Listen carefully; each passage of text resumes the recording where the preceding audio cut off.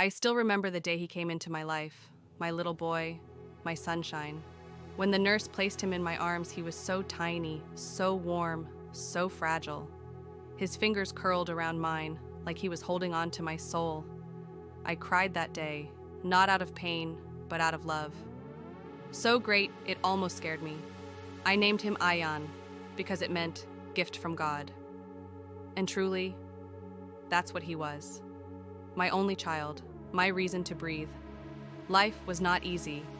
I was a single mother.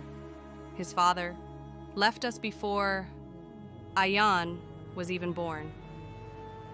People whispered, judged, pointed fingers, but I didn't care, because when I held my son, I felt complete. We were enough for each other. I worked long hours, stitching clothes in a tiny tailor shop. My fingers bled, my back ached, and some nights I came home so exhausted I could barely stand. But the moment I saw Ayan running to me, his arms open wide, shouting, "Mama!" every pain disappeared. He was my strength. He grew fast. Too fast. Children do that. They slip through your fingers like sand. I remember his first day of school. He clung to my dress, his eyes filled with fear. "Mama, don't leave me. Stay." I knelt down, kissed his forehead, and said, "I will always be with you. Even if you can't see me." He smiled and let go. He was brave, so much braver than I ever was. Ayan loved drawing. He would sit for hours with old newspaper scraps and broken crayons. He said he wanted to become an artist, to paint our small world into something big and bright. He used to say, "Mama, one day I will buy you a house, a big one, with a garden and sunlight everywhere." And I would laugh and pretend to scold him. "Just pass your exams first, little dreamer." But inside, I believed him, because he was the kind of child whose dreams felt real, whose words felt true, whose laughter could fix any sadness inside me. When he turned 12, he grew quiet, not sad, just thoughtful. He started helping me more. He would take my work basket, fold the clothes, sweep the floor, warm the food. He wasn't a child anymore. Life had made him gentle. Life had made him old too soon. And then it began. At first, it was small things. He got tired easily. He would cough at night. He would hold his chest after running, like something inside him hurt. I told myself, "It's the weather. It's school stress. He's growing." But a mother's heart knows, even when her mind denies it, even when her voice lies to itself.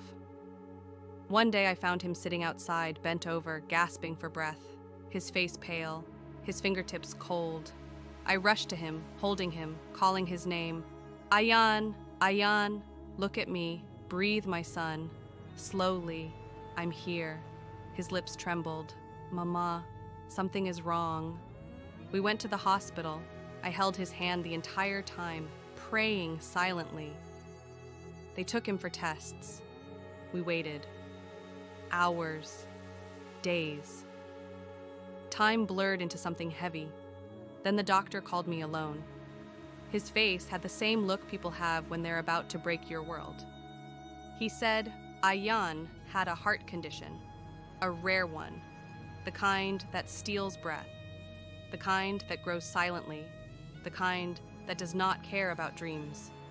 I felt the room closing in, my chest tight, my hands shaking. I whispered, "Will he be okay?" The doctor lowered his eyes. "We will try. But he needs surgery, and soon surgery. Expensive surgery. More than everything I earned in years. More than every coin I had ever saved." I remember walking home that night in the cold darkness, holding Ayan's prescription in my hand and crying like the sky had fallen. I felt helpless, angry, broken. But I looked at my son, lying in bed, sleeping peacefully, his chest rising softly like a fragile wave. And something inside me stood up, strong, unshakable. I promised myself, I will save him, even if I have to tear my hands and soul apart. I will save him. I worked more. Day and night.